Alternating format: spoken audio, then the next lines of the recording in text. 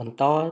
ចូលមកដល់រមាំងទី5ដែលជារមាំងចុងក្រោយនៃវិញ្ញាសាទី1ដែលជាផ្នែកធននិមិត្តគឺយើងមាន3សំណួរហើយដើម្បី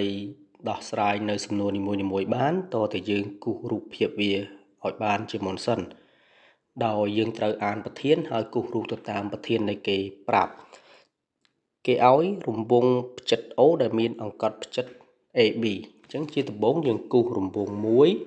ដែលមានផ្ចិត O នៅចំកណ្ដាលហើយមានអង្កត់ផ្ចិត AB ហើយកម្មគេឲ្យមកជាប្រវែងដែលយើងត្រូវទុកសម្រាប់គណនានៅសំណួរខាងក្រោម C ជាចំណុចមួយនៅលើរង្វង់តាម C គេគូសអង្កត់ធ្នូ CD អញ្ចឹងយើងគូសពី C មកដល់ខ្សែកោងជាចំណុច D បន្តមកទៀតគេថាកាត់តាម AB ត្រង់ E អញ្ចឹងកន្លែងប្រសពរវាងអង្កត់ទាំងពីរហ្នឹងគឺជាចំណុច E សំណួរកគេឲ្យយើងបង្ហាញថាមុំ ABC អញ្ចឹងយើងភ្ជាប់រូបភាពនៃចំណុច ABC ទៅជាត្រីកោណនិងមុំ CDB យើងភ្ជាប់វាដែរបានខ្លាយទៅជាត្រីកោណមួយទៀតហើយគោលដៅរបស់គេក៏បង្ហាញថាមុំទាំងពីរហ្នឹងជាមុំបំពេញគ្នាយើងត្រូវស្វែងយល់អំពីគោលដៅរបស់យើងសំណួរកនេះគេឲ្យបង្ហាញថាវាជាមុំបំពេញគ្នាមានន័យថាយកមុំទាំងពីរហ្នឹងបូកចូលគ្នាស្មើនឹង90 degree មុំ ACB គឺមានរង្វាស់ស្មើ90 degree ជាមុំចារឹកកន្លះរង្វង់ហើយយើងពិនិត្យមើលនៅក្នុងត្រីកោណ ABC យើងយករង្វាស់មុំ A កពូល A បូករង្វាស់មុំកពូល B ហើយបូករង្វាស់មុំកពូល C ស្មើនឹង180 degree ជាផលបូកមុំក្នុងត្រីកោណឥឡូវយើងជួសរង្វាស់មុំ C ចូលអញ្ចឹងយើងបានរង្វាស់មុំ BAC បូកជាមួយនឹងមុំ ABC ហើយបូកជាមួយរង្វាស់មុំ C ដែលយើងរកឃើញមិញហ្នឹងគឺ90 degree ស្មើនឹង180យើងរុញលេខទៅអង្គទី2យើងបានមុំកពូល A បូកមុំកពូល B ស្មើនឹង180ដក90នោះវាស្មើ90 degree ឥឡូវមុំដែលគេឲ្យយើងរកបានមួយហើយគឺមុំកពូល B យើងនៅខ្វះមុំកពូល D នេះមួយទៀតមុំ CDB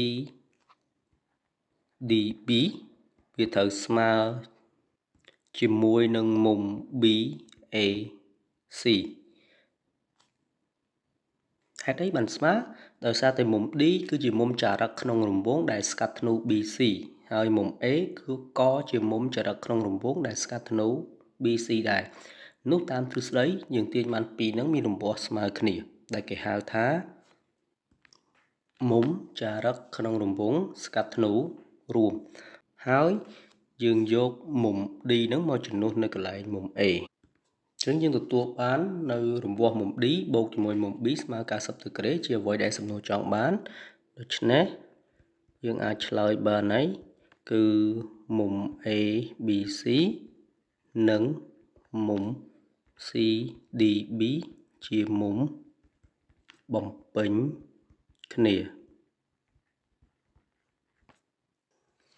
ចូលមកដល់ខគេឲ្យយើងគណនាប្រវែង AC ហើយនិង CB បើសិនជាយើងស្គាល់នៅរង្វាស់មុំ CAB 30 degree អញ្ចឹងយើងគូសបន្ថែមនៅក្នុងរូបភាពយើងមុំ A ស្មើ30អ្វីដែលយើងស្គាល់គឺប្រវែងកម្មគឺរង្វាស់3ឬ3សង់ទីម៉ែត្រកម្មគឺប្រវែង O មក A និង O ទៅ B យើងបានស្គាល់មុំ C មានរង្វាស់ស្មើ90 degree ដែលជាមុំចរិតកន្លះរង្វង់ហើយយើងបានស្រាយនៅសំណួរក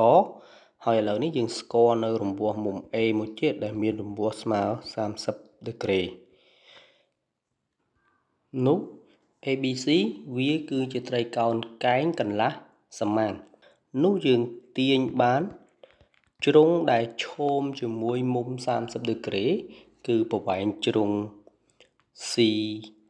B គឺមានរង្វាស់ស្មើនឹង hypotenuse ចែកជា2គឺប្រវែង AB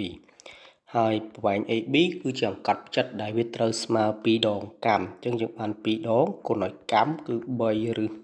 3ចែក2ហើយយើងសម្រួល2ចោលវិញទៅយើងសល់3ឬ3ຂະຫນາດគិតជាសង់ទីម៉ែត្រហើយយើងអាចរក AC បានដោយប្រើប្រាស់តាមរូបមន្តពីតាហ្គើដោយមាន AB គឺជា hypotenuse អញ្ចឹងយើងបាន AB ការ៉េស្មើទៅនឹង AC ការ៉េបូកឲ្យ CB ការ៉េបាន AC ការ៉េស្មើនឹង AB ការ៉េដកឲ្យ CB ការ៉េយើងជំនួស AB ដោយប្រវែង2គុណឲ្យ3ឬ3ដកទៅនឹង CB គឺមានរង្វាស់ស្មើ3ឬ3ទាំងអស់ហ្នឹងលើកជាការ៉េស្មើ6ឬ3លើកជាការ៉េវាត្រូវស្មើ6ការ៉េគឺ36គុណឲ្យឬ3លើកជាការ៉េបាន3ដក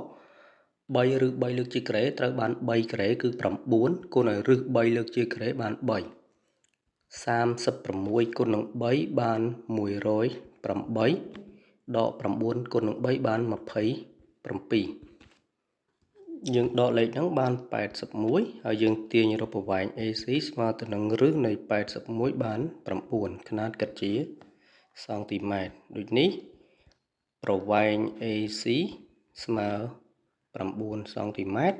ហើយនឹងប្រវែង CB គឺស្មើនឹង3ឬ3សង់ទីម៉ែត្រចូលមកដល់គោលយើងគេឲ្យស្រាយថា AE គុណឲ្យ EB ចែកឲ្យ ED ស្មើនឹង CE ដោយសារតែទំនាក់ទំនងផលគុណនេះវាគឺជាវិបាកនៃត្រីកោណ2ដូចគ្នាដែលយើងហៅថាផលធាតុដំណូចនោះយើងត្រូវទៅបដូរត្រីកោណ2តាមរយៈអ្វីដែលគេឲ្យយើងស្រាយហើយនឹងរូបភាពត្រីកោណដែលយើងត្រូវជ្រើសរើសយកមកធ្វើការបដូចគឺមានត្រីកោណ A E C និងត្រីកោណ D E B ជាទូទៅការបដូរត្រីកោណគឺមានករណីទាំងអស់3គឺមានម៉ូមានជូម៉ូជូហើយនឹងជូជូជូចំណែកត្រីកោណដែលយើងប្រៀបធៀបនេះគឺវាមានទី1វាមានរង្វាស់មុំ CAB ស្មើជាមួយនឹងរង្វាស់មុំ CDB ដែលយើងបានសម្រាយនៅក្នុងសំណួរកអញ្ចឹងយើងអាចរកបានម៉ូមួយគូមានន័យថាมันអាចចូលករណីចូលទេយើងឃើញថាមានមុំ AEC ស្មើជាមួយនឹងមុំ DEB វាជាមុំទល់កំពូលយើងរកបានមុំ2គូយើងអាចធ្វើការសន្និដ្ឋានបាននោះត្រីកោណ AED ដូចទៅនឹងត្រីកោណ DEB តាមករណីដំណូចទី1គឺម៉ូបន្ទាប់មកយើងទាញវិបាកដែលជាផលធៀបដំណូចគឺត្រីកោណ AEC ដូចទៅនឹងត្រីកោណកន្លែងនេះគឺយើងត្រូវរៀបកពូលត្រូវគ្នាឲ្យចំគ្នាគឺកពូល A ត្រូវជាមួយកពូល D ហើយកពូល E ត្រូវជាមួយនឹងកពូល E ហើយយើងទាញសមាមាត្រជ្រុង2គូដែលដូចអ្វីដែលគេចង់បាននេះគឺយើងយកមុខកណ្ដាលគឺ AE ធៀបទៅលើខាងក្រោមក៏ត្រូវតែមុខកណ្ដាលដែរគឺ DE ស្មើយើងយកខាងក្រោយកណ្ដាល CE ភាគបែនក៏ដូចគ្នាគឺយកខាងក្រោយកណ្ដាលគឺ BE ហើយយើងទាញរក EC យើងគុណខ្វែងគ្នាបែបនេះជាសមាមាត្រនោះយើងបាន AE គុណជាមួយនឹង BE ហើយចែកជាមួយនឹង DE នេះ AE គុណជាមួយនឹង EB នៅលើ ED ស្មើទៅនឹង CE